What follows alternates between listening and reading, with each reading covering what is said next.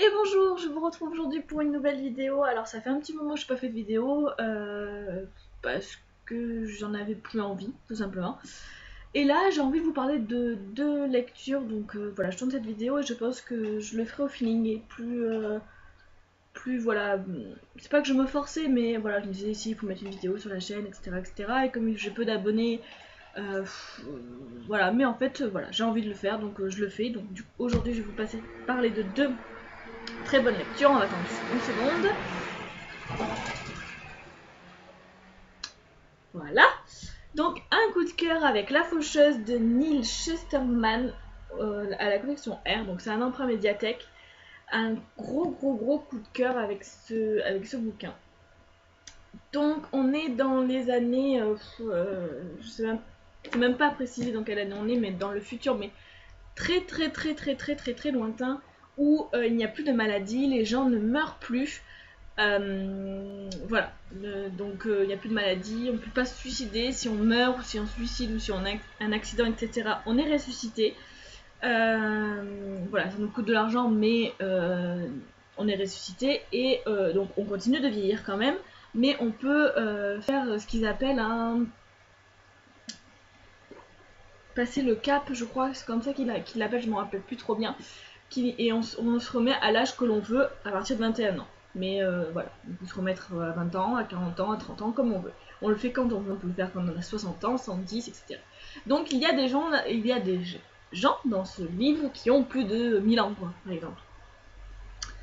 Et donc comme il n'y a plus de morts, etc., et qu'on peut toujours faire des bébés, etc., donc la population s'accroît, elle fait que ça, et il faut bien quand même trouver un moyen pour arrêter ça.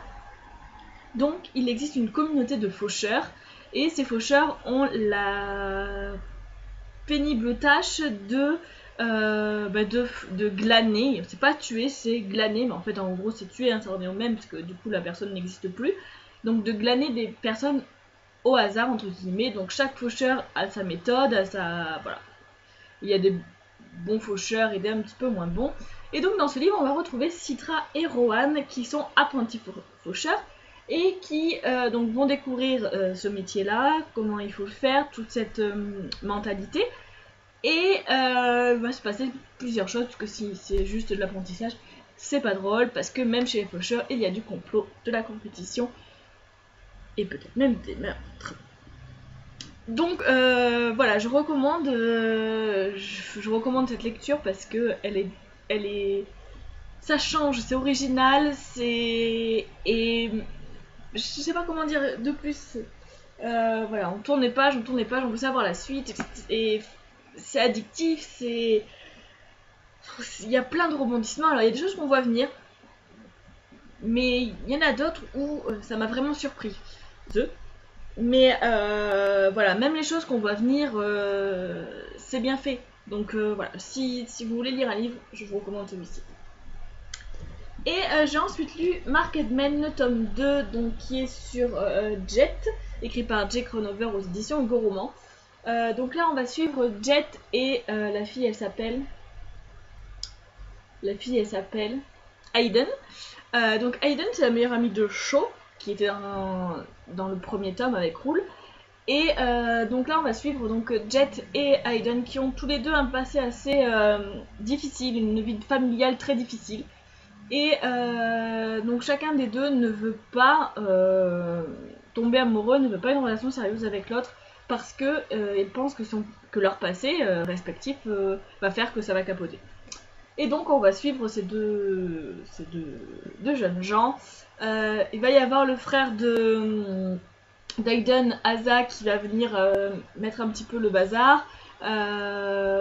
C'était vraiment bien, c'était vraiment bien, c'était très chouette à